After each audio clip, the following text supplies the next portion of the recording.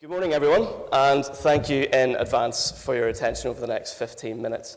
My name's Jonny Tennyson.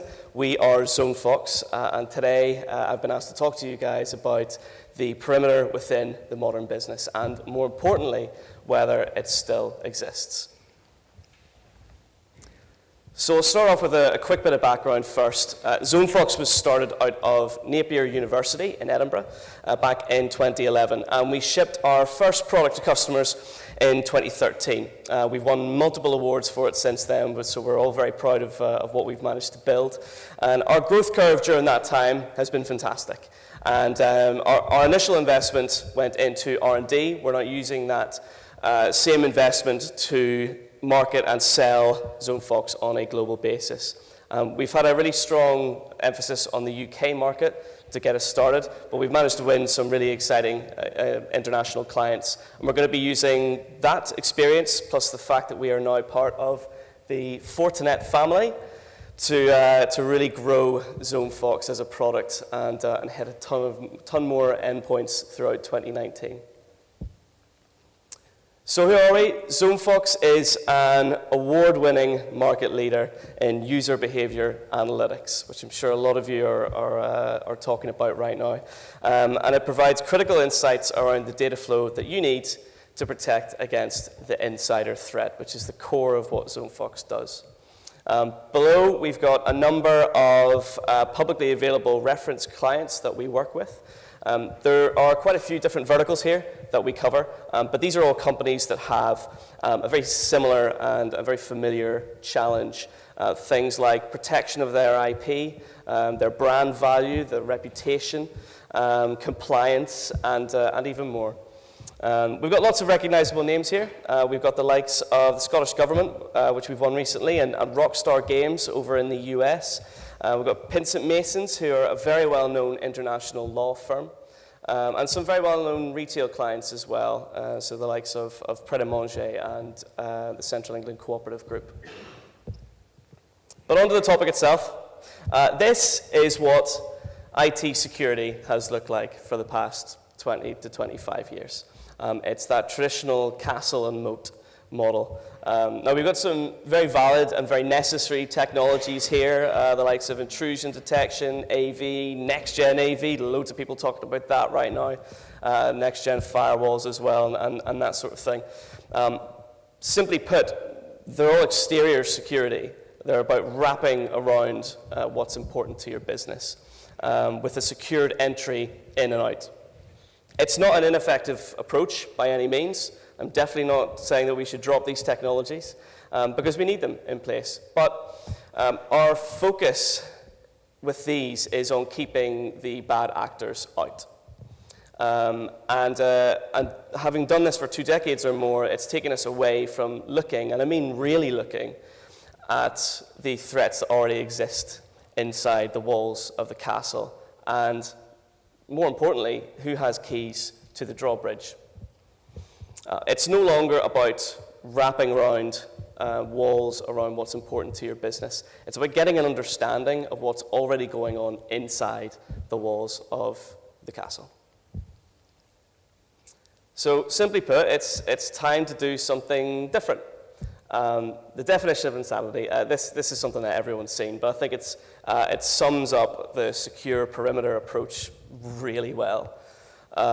You can build up your layered security until you've got layer upon layer upon layer wrapped around your IP or the crown jewels of your business, but you're still going to miss the threats that are already within. So why is this such a risk in business today? Well, home working is becoming more and more common for a proportion of the week throughout many businesses. In fact, recently some of the largest financial institutions in the UK have downsized their real estate to take account for this. And the head of estates and property at a large bank recently told us that if all of their employees turned up to the office on the same day, they'd have a very real problem. I myself have spoken to 2 very similarly sized organizations who say the exact same thing, and actually have both of those organizations that I spoke to have enforced work from home days. There's a minimum work from home day of 1 per week. in both of those very large financial institutions. The leader of the TUC stated recently that with the introduction of AI technologies, that our jobs are easier to do. Speak for yourself, perhaps. With a 4-day working week is a reality in the UK very, very soon. Now, I know that's very exciting, and I'm just as excited for that as you guys are. But it highlights a very real and growing risk, and one that is already prevalent across loads of organizations. So what is the insider threat then? It's very true to say that people are our biggest asset within a business. We're told this all the time, and we know it to be true. But people also make mistakes, and they don't always act the way we expect them to. So because of that, they're also one of our biggest weaknesses. Now, we see this at ZoneFox all the time, as you can imagine, and there's a few common themes of insider threat that can be identified. I'm going to go through some of them now. First up, we have quit and Quentin. Now, there comes a time in everyone's career where they decide that a change is necessary. It's time to move on. If they can't change positions within their organization, they'll often leave for pastures new. And everybody wants to be able to provide value to their new employer. Everybody wants to be able to hit the ground running from day one. But how they go about trying to do that varies in some very different ways. In the case of Quit and Quentin, he decided to take some customer data with him to provide a lot of value to his new employer from day one. So in the eyes of, in your own eyes, when someone is looking to leave the organization, you have to be very, very conscious of people who've got access to the likes of customer data, any of your IP, any technical data, and commercial documents. These are all things that a lot of people who are preparing to leave an organization will attempt to take with them. Next up, we've got disgruntled Dave. We may have a few disgruntled Daves in the audience. Please don't raise your hands. Your boss may be watching. Dave was a bright employee who was promoted quite quickly. He thought he was helping the company by highlighting a flaw in an upcoming software release. But since there was no real-world exploit, the management team decided to accept it, move on. Now, his advice was not heeded, despite having time and again tried to sway public opinion and highlight this as something that should be focused on before the release. But he was ignored time and time again. This pushed him over the edge, and he decided to destroy the company's upcoming software release. A real point to note here, some of the reasons that employees might become disgruntled they're not always reasons that you'll see. These are from the employee's perspective. They might not necessarily voice these opinions to you.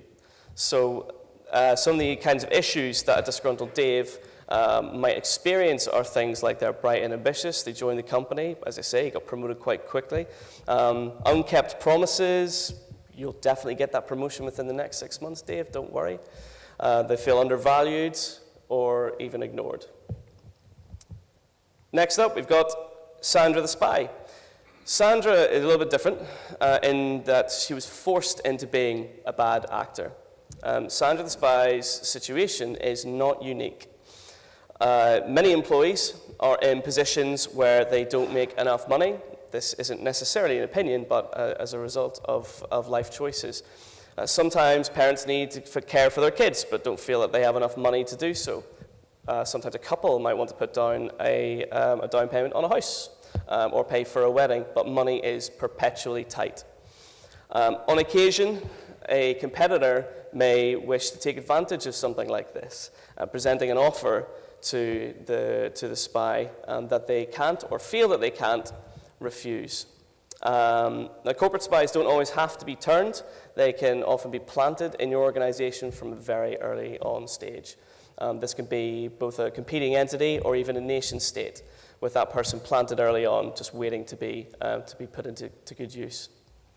Now, thankfully, this is not a ubiquitous problem across all industries, but it is something to keep in mind any time or in any business where the IP is the real center of what you do.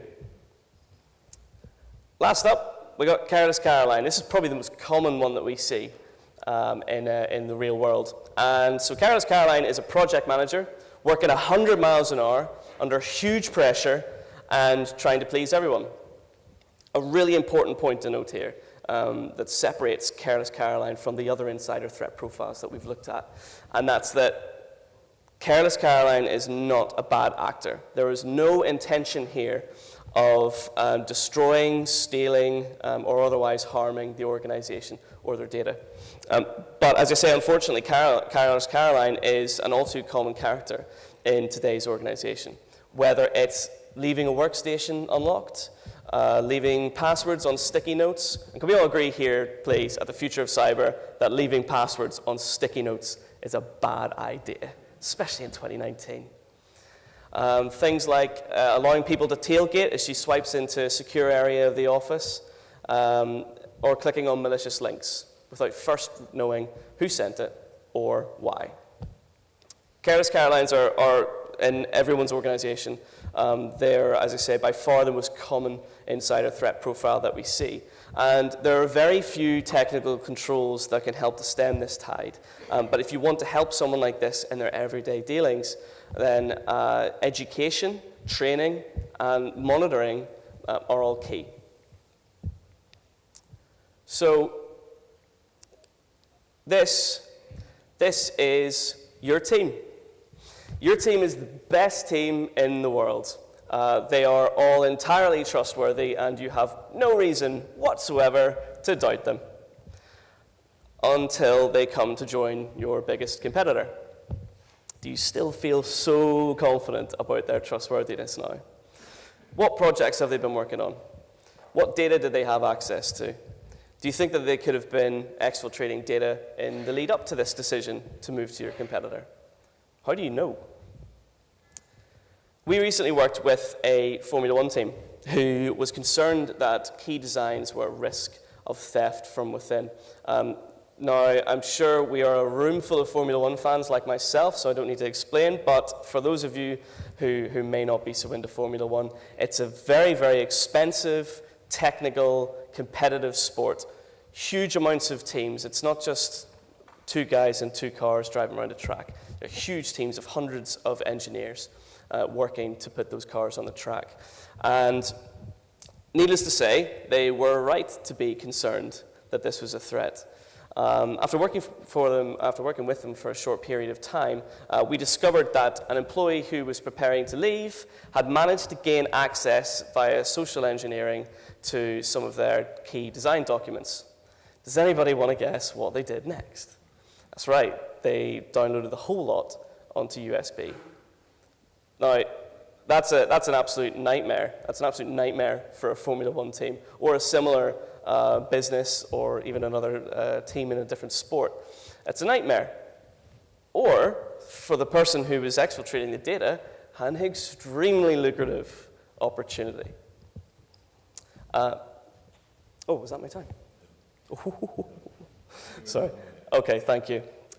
So I'll quickly go through why this is relevant to the enterprise these days. And if we take a look at these titles on the left-hand side and the companies that they relate to on the right-hand side, I think it's fair to say that these are titles that didn't exist 3 years ago. This is very much a growing job area, insider threat. And we're seeing why in publications all the time. We've got the likes of Tesla's, Tesla's been in the news loads recently for insider stuff. Morrison's wasn't even recent. Bet we all still remember it. Bet we all still remember that one. And they've finally jailed 2 of the guys who were responsible for TalkTalk. Again, that was an old one, but we all still remember those ones. So to conclude, if there is a perimeter, it's people, it's employees, it's partners, it's our supply chain.